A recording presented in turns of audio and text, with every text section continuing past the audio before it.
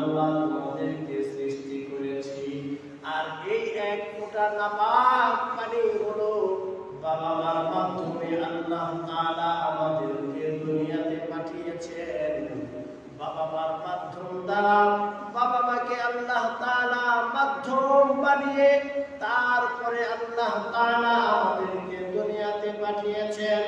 আল্লাহ তাআলা বাবা মা ছাড়াও মানুষ বানাইতে পারেন। আল্লাহ তাআলা বাবা ছাড়াও মানুষ বানাইতে পারেন এবং পুরুষ ছাড়াও আল্লাহ তাআলা মানুষ বানাইতে পারেন। যেমন আল্লাহ তাআলা আদম আলাইহিস সালাতু ওয়াস সালামকে পুরুষ নারী উভয় জনকে ব্যতীত আল্লাহ তাআলা বানিয়েছেন।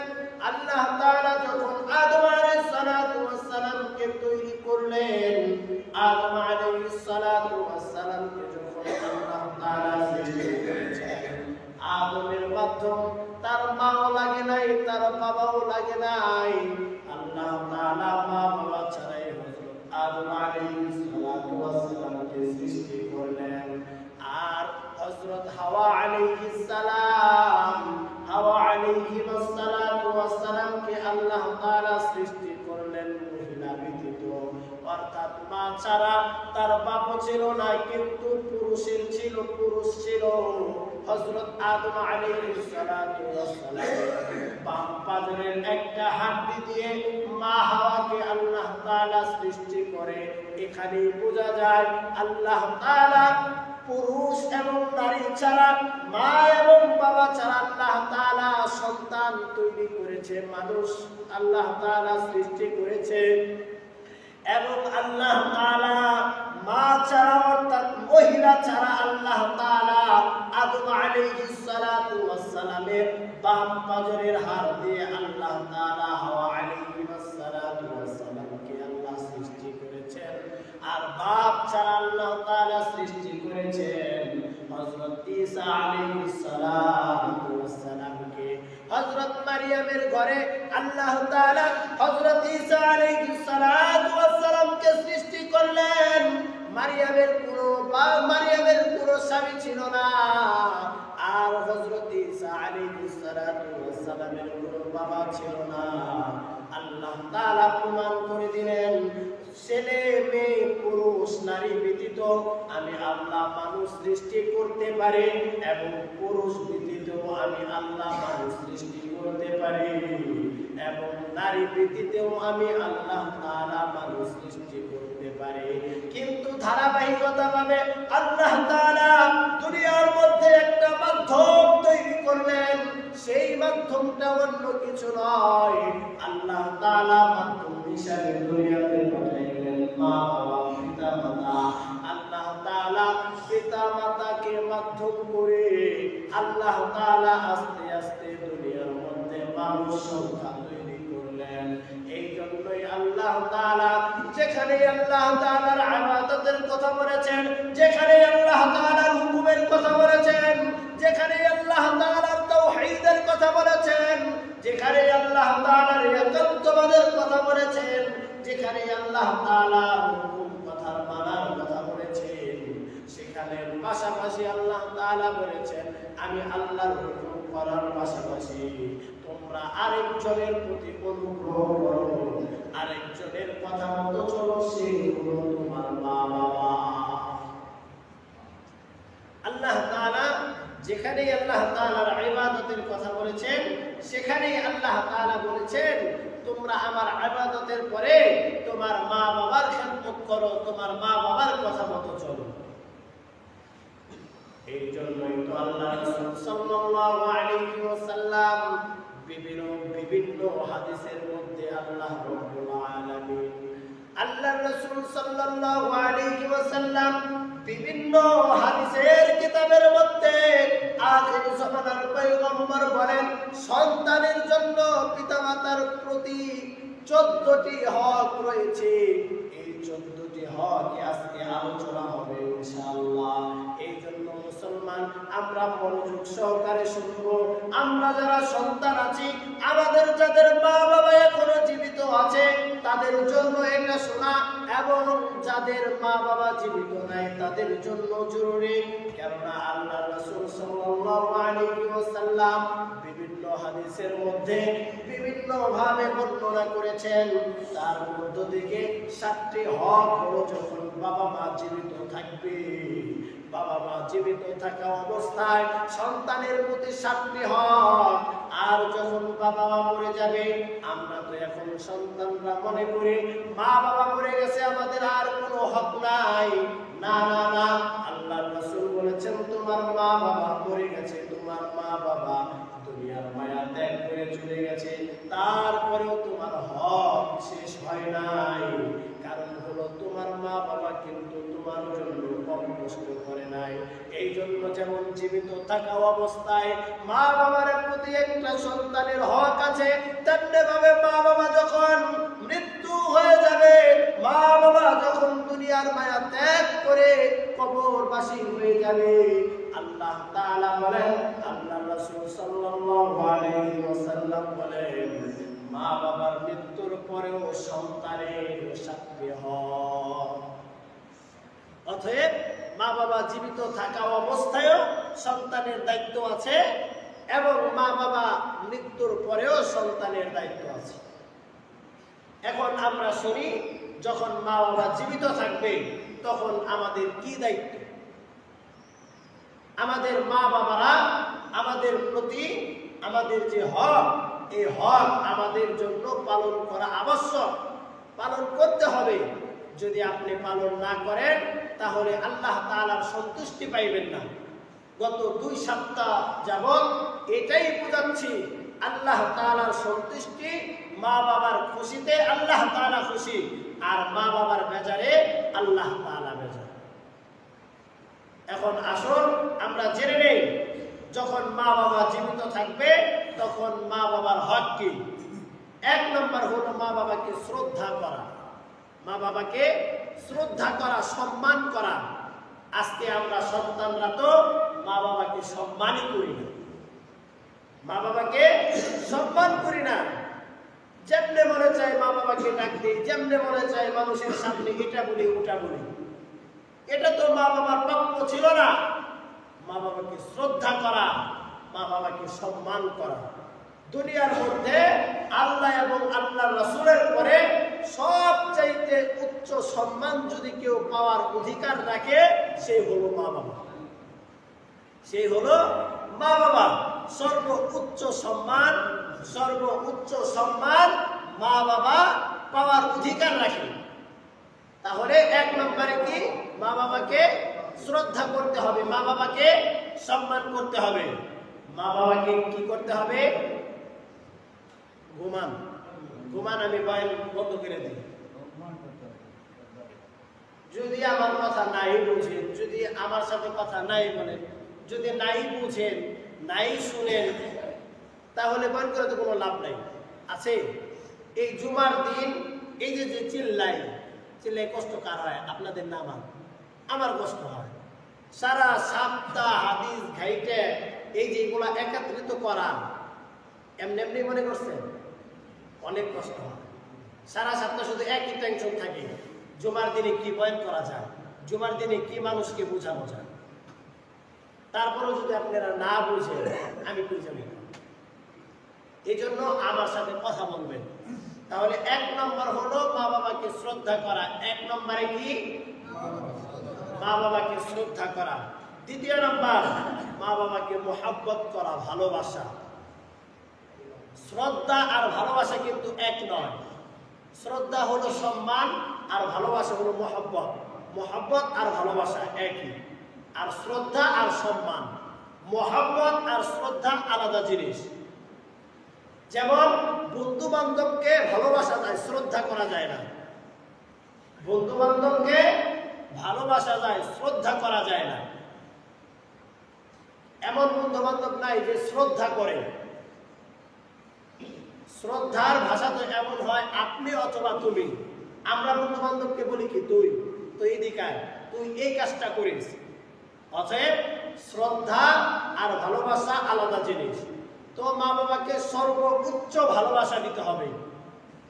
আজকে আমরা করি কি, মা বাবার চাইতে বন্ধু বান্ধবকে বেশি ভালোবাসি, বাবার চাইতে বন্ধুকে প্রাধান্য বেশি দেই। আর এটা হওয়াটাই স্বাভাবিক। আল্লাহ রাসূল সাল্লাল্লাহু আলাইহি ওয়াসাল্লাম কিয়ামতের আলামতের মধ্যে এটাও একটি কিয়ামতের আলামত রেখেছে। কিয়ামতের আগ মুহূর্তে যুবকগুলা, মানুষগুলা বাবার চাইতে তার বন্ধু বান্ধবকে প্রাধান্য বেশি দিবে। এটা হলো একটা কিয়ামতের আলামত। এখন আপনারা চিন্তা করবেন বন্ধু বান্ধবের প্রাধান্য কেমনে দেয়।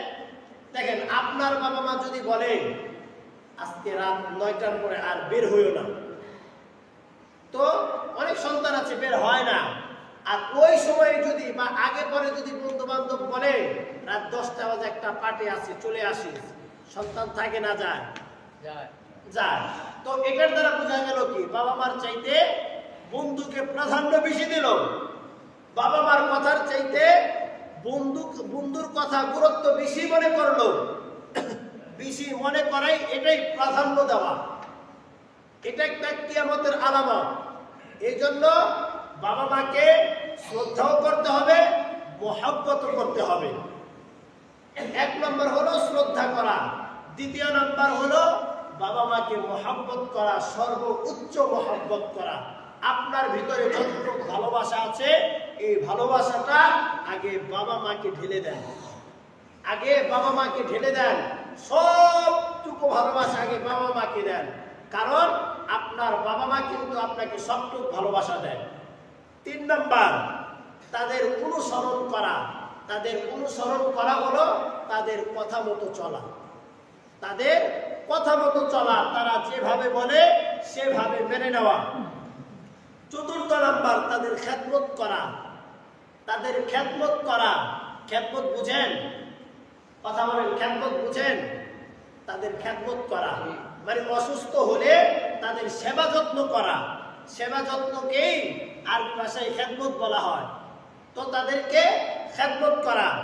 5 নম্বর, তাদের প্রয়োজন মিটানো। এই দিক দিয়ে আমরা সন্তান যারা আছি অনেকটাই অবহেলা করি। একটা জিনিস বুঝেন, যখন আমি ছোট ছিলাম আমার বাবা মা বুঝতো আমার সন্তানের মাদ্রাসায় এত টাকা প্রয়োজন। মাদ্রাসার ছুটিতে বাসায় আসছে, স্কুলের ছুটিতে বাসায় আসছে, বন্ধু বান্ধবের সাথে ঘুরতে যাবে, তার পকেট খরচের জন্য এত টাকা প্রয়োজন। বাবা মা বুঝতো এবং প্রয়োজন অনুযায়ী তাদের সাধ্য অনুযায়ী দেওয়ার চেষ্টা করত। আপনার আমার বলার আগেই বাবা মা দিয়ে দিত। এমন এমন বাবা মা আছে না? কথা বলেন, আছে না? অনেক আছে। আমার মাকে আমি দেখতাম, আমার বাবাকে দেখতাম। বাবা তো সারা সপ্তাহে থাকতো কাজে, সপ্তাহে 1 দিন বাসায় আসতো। তো বাবা মাকে দেখতাম, আমি বলার আগেই বাবা মা কেমনে যেন বুঝে যাইতো আমার সন্তানের এটা প্রয়োজন। তো তাদের সাধ্য অনুযায়ী এটা দেওয়ার চেষ্টা করত। কিন্তু আজকে আমরা বড় হয়ে গেছি, আজকে এখন আমরা কামাই করি, বাবা মার কামাই নাই। আমরা আজকে বাবা মার প্রয়োজন বুঝতে চাই না। আপনার আমার কথা বলো, আপনার বাবার আমার বাবার এটা বলতে হবে কেন? বাবা আমাকে 20টা টাকা দাও, আমি বাজারে যাব, এটা বলতে হবে কেন? আমার বাবার যা কিছু প্রয়োজন এটা আপনার খুঁজে খুঁজে দেখা, এটা হলো আপনার দায়িত্ব। আজকে আমরা যারা বাবা আছি তারা এত অবহেলিত হয়েছে, আমাদের কাছে সন্তানের কাছে টাকা চাইতে হবে কেন? তুমি যে দুনিয়াতে আসছো এটার মাধ্যম কে? তোমার বাবা মা। তুমি যে এত বড় হয়েছো এটার মাধ্যম কে? এটার উপরে মেহনত কে করেছে? তোমার বাবা মা করেছে। আর আজকে তারা বৃদ্ধ হয়ে গেছে, তাদেরকে তুমি পাত্তাই দাও না। আজকে যারা বৃদ্ধ হয়ে গেছে তাদেরকে তুমি পাত্তাই দাও না। এটা তো ঠিক না, এটা তো বাবা মার হক পালন হয় না। তো বাবা মার হক এটাও বাবা মার প্রয়োজন মিটানো। যেমন এই যে শীতের সময় আসছে, 2-4 বছর আগে একটা শীতের শাল চাদর কিনে দিয়েছেন, এখন খোঁজ খবর নেন ওটা ভালো আছে কিনা।